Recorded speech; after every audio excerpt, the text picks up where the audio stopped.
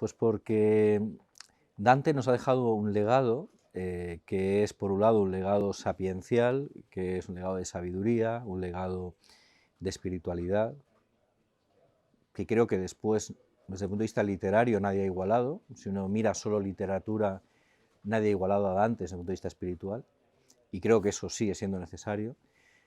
No hablo de mística, hablo en sentido literario. Y luego, en cuanto al proyecto, el llamado proyecto europeo, o aquello que llamamos las raíces de Europa, la idea de Europa, creo que Dante tiene algo que decirnos, porque el proyecto europeo es evidente que está en crisis, nadie sabe responder exactamente en qué consiste Europa, y bueno, Dante nos da una posible respuesta, que creo que estaría bien al menos tomarla en consideración. Le influye muchísimo. Dante, yo creo que es uno de esos ejemplos, hay otros, pienso en Dostoyevsky, por ejemplo, que sin su sufrimiento personal probablemente habría sido un autor menor. Su peripecia vital le convirtió en grande.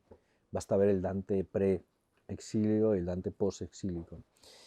Mencionas el jubileo que proclama Bonifacio VIII para 1300, él va de embajador de Florencia, de su república, a Roma, y en ese momento es un dignatario importantísimo en su ciudad, es alguien que representa a su ciudad ante el Papa en el jubileo, le marca ese viaje a Roma, de hecho en la comedia aparece muchas veces indicios de ese viaje, pero es que inmediatamente después, y es curioso que es el año en el cual él sitúa el inicio de su viaje espiritual a infierno, purgatorio y paraíso, pues después le cambia la vida. Le cambia la vida porque los güelfos negros toman el poder en Florencia, hacen una purga brutal, todo esto con el apoyo del Papa, lo cual va a marcar su oposición al papado a partir de ese momento en el aspecto político.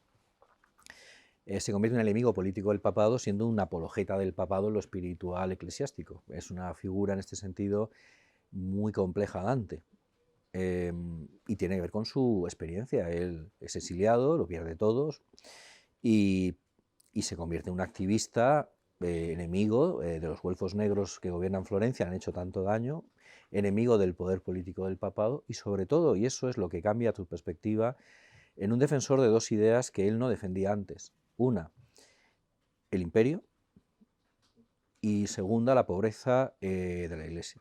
Quiere una Iglesia pobre, una Iglesia evangélica y no una Iglesia poderosa y metida en política. Son dos cuestiones que él defiende activamente en la comedia y en la monarquía.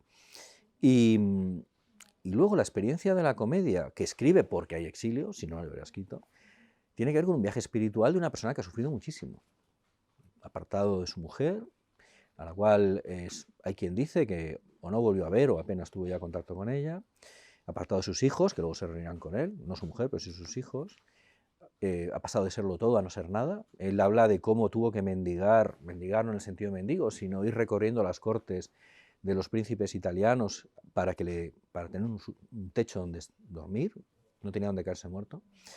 Y a pesar de ser el poeta más famoso de Italia, él vive esa época en la cual todavía el Renacimiento no ha creado esa imagen del literato en su pedestal, eso empieza con Petrarca, y podía ser el poeta más famoso de Italia y pasar hambre y necesidad. Entonces ese drama no lo podemos nunca descartar para entender a un Dante que será siempre un activista político, lo fue como magistrado de Florencia en su época, defensor del republicanismo cívico, y el Dante defensor del imperio es otro activista político, que al mismo tiempo es el mayor genio literario de la Edad Media.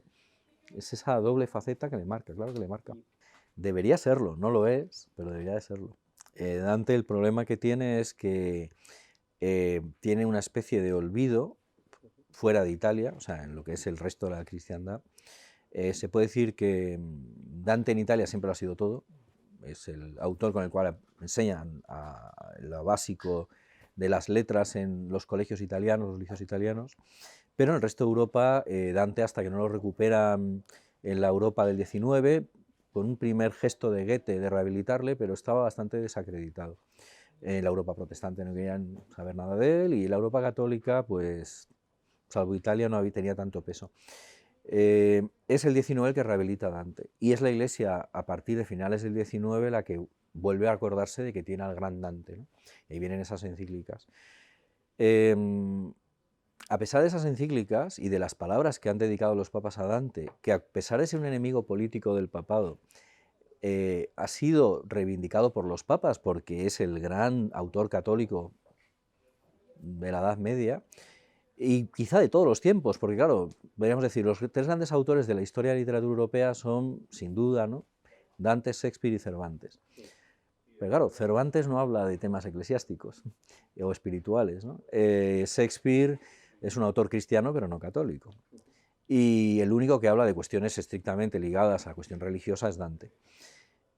Es el gran autor católico, por tanto, de la historia de Occidente, en literario, digo literario. Y a pesar de estas encíclicas papales, donde hablan de él en unos términos como no han hablado de nadie que no esté canonizado, vuelvo a poner esa de relieve, Dante no es un autor referencial para el católico de a pie, ni francés, ni español, y eso es algo que me llama la atención, porque debería ser referencial, y es otra de las razones por las cuales he escrito el libro.